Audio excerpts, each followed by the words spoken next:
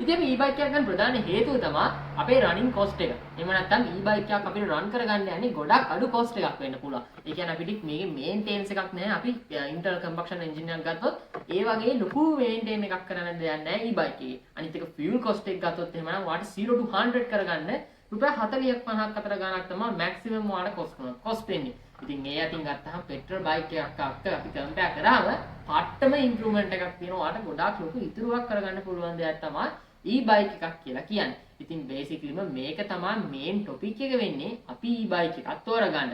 නමුත් අපි දැන් යමු e-bikes වල තියෙන fault වලින් අංක 1 කතා කරන්න. ඉතින් හරියටම කිව්වොත් ඔයාලා හැමෝම කියන දේ තමයි මේක බැටරි එක. මොකද බැටරි එකක් කියන දෙයක් අපි පාවිච්චි කරන්න. එහෙම නැත්නම් මේකේ cycles ගානක් තියෙනවා. ගොඩාක් e-bikes වලට එන්නේ lithium ion බැටරි එකක්. ඒ කියන්නේ lithium nickel cadmium වගේ ඔය materials use කරලා තමයි මේ බැටරි එක හදලා තියෙන්නේ.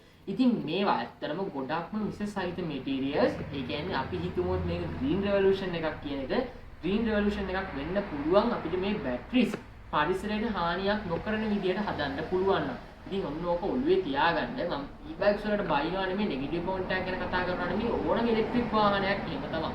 ඔයා සාමාන්‍යයෙන් ඉලෙක්ට්‍රික් වාහනයක් හදන්න යන පිටේනේ අපි හිතමුකෝ ඔයාගේ ඉලෙක්ට්‍රික් කාර් එකක් තියෙනවා නම් වගේ ඉලෙක්ට්‍රික් කාර් එක හදන්න ගිහිලා තියෙන පරිසර දූෂණය ඔයා පෙට්‍රල් කාර් එකක් සමහර විට අවුරුද්ද පුරා පදින එකට වඩා වැඩි වෙන්න පුළුවන්. ඒක ප්ලස් පොයින්ට් එකක්. ඒක ඔළුවේ තියාගන්න.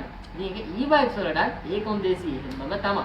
ඉතින් ඒ විදිහට ගත්තාම මේ බැටරි කාලයකදී ඩිග්‍රේඩ් වුණාම ඔයාට මේ කියන performance එක මේ e-bike එක ඩෙලිවරි කරන්නේ නැති වෙන්න පුළුවන්. කියන අපි උදාහරණයක් ගත්තොත් සාමාන්‍ය 100 කිලෝමීටර යන්න පුළුවන් e-bike එක සමහර විට 60 වගේ කිලෝමීටර්ස් වලින් නතර වෙන්න පුළුවන්. 70 60 වලින් මේ ඔයාගේ e-bike එකේ රේන්ජ් එක නතර වෙන්න පුළුවන්. ඒ කියන්නේ ඔයාගේ මේ lithium ion බැටරි එක ඩිග්‍රේඩ් වෙලා තියෙනවා. එහෙම නැත්නම් ඔයාගේ lithium ion බැටරි එක සරලව කිව්වොත් සවුත් වෙලා.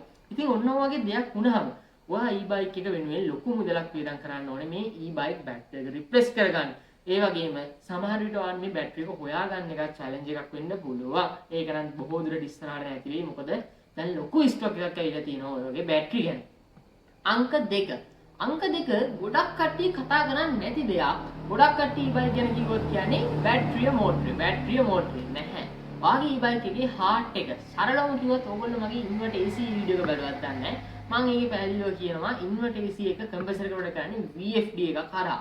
නැත්නම් variable frequency drive එකක් හරහා. ඒ කියන්නේ transistor hiking drive කරන එක. කියනවා වගේ මෝටරේට අදාළ variable speed වල කැරකෙන්න පුළුවන්. e-bikes වලටත් එහෙමම තමයි. ඔයාගේ e-bike එකේ මෝටර එක BLDC මෝටර එකක්. ඒ කියන්නේ brushless අපේ තිබ්බ ඉස්සර සාම්ප්‍රදායික මෝටර්ස් වගේ නෙමෙයි. ඔයාගේ e-bike එක දැන් වැඩ කරන්නේ brushless motors වලින්. ඒ කියන්නේ ඔයාගේ මෝටර එකේ brush නැහැ. කියනවාට brush ගෙවෙන වගේ ප්‍රශ්න එන්නේ නැහැ. නමුත් ඔයාගේ මෝටර එක control කරන්න complex system එකක් පාවිච්චි කරනවා. ඒ කියන්නේ සාමාන්‍යයෙන් brushless motor එක winding 3ක් එනවා UVW. ඒ වගේම මේකේ hall sensor line එකකුත් එනවා. ඉතින් ඔයාගේ e-bike එකේ තියෙන control module එක තමයි ඔයාගේ e-bike එකේ තියෙන heart එක කියලා හඳුන්වන්න පුළුවන් වෙන්නේ battery එක නෙමෙයි. battery එකත් ඒ heart එකෙන් charge කරන ගමන් ඔයාගේ motor එක ඔයා දෙන input එක ඔයා throttle එකෙන් දෙන input එක අනුව persistently හරියටම 100% ඔයා කියන විදිහටම control කරන්නේ අර තියෙන control module එක. ඉතින් මේ control module එක ගොඩක් වෙලාවට ප්‍රශ්නයක් ලක් වෙන්න තියෙන ඉඩ කඩ වැඩි. මොකද මේකේ තියෙන complexity එකකින් ඉඳන් කියන්නේ ගොඩක් ලොකු high current එකක් run කරන module එකක්. ඉතින් මේ වගේ module එකක් south වෙන්න තියෙන ඉඩ කඩ ගොඩක්ම වැඩි. ඉතින් මේ වගේ දෙයක් වුණාම ඔයාට market එකේ තියෙන Chinese aftermarket control එකක් දාගන්න පුළුවන්. නමුත් ඔයාගේ e-bike එකේ manufacturer දීපු ප්‍රොමිස් එක ඔයාට නැති වෙනවා. මොකද ඔයා පාවිච්චි කරන්නේ aftermarket control එකක්. ඉතින් මේ අපි ඔක්කොම කතා කරන්නේ අපි හිතමු ආගේ warranty period එක ඉවරයි ඔක්කොවට control එක හොයාගන්න නැහැ. මෙහෙම වුණත් අපිට කරන්න තියෙන්නේ එකම දේ තමයි aftermarket control එකකට යන එක. එහෙම නැත්නම් company එකේ control එක සමහර වෙලාවට අලුතෙන් e-bike එකක් ගන්න බාණෙන් භාගයක් වගේ වෙන්න පුළුවන්. එහෙම වුණාම අපි කවුරුත් ඒක replace කරන්න යන්නේ නැහැ. ඉතින් මේ වගේ දෙයක් වුණාම control එකක් ලොකු ගාණක් වෙනවා සහ control එක වෙනස් වුණොත් ඔයාගේ e-bike එකේ promise වෙච්ච range එක නම් අඩු වෙනවා. ඒක අනිවාර්යයෙන්ම වෙන දෙයක්. ඉතින් හරි අපි යමු ඊළඟ දේට. ඊළඟ දේට තමයි ඔයාගේ e-bike එක කියන්නේ පාරේ යන බෝම්බයක් වගේ. සරලවම කිව්වොත් ඔයාලා නිවුස් බලලා තියෙනවා UK වලයි UK සහ නිව්යෝක් යන නගර දෙකේ විතර වෙන ගොඩක්ම ෆයර් හැසඩ් එහෙම නැත්නම් ගිනි අනතුරු වෙලා තියෙන e-bikes වලින් බහුතරයක්. ඒ කියන්නේ එක්ක e-bike overcharge වීම. e-bike එක thermal runway එකක් වෙනවා කියන එක. thermal runway එකක් අපි diesel engine එකක් උනා runway එකක් වෙද්දී අපි ඒක නතර කරන්න යන්න ගොඩක් අමාරුයි. අපිට එතකොට නම් පුළුවන් එයා වෙන්ට් එක වහලා අපිට runway එක නතර කරන්න.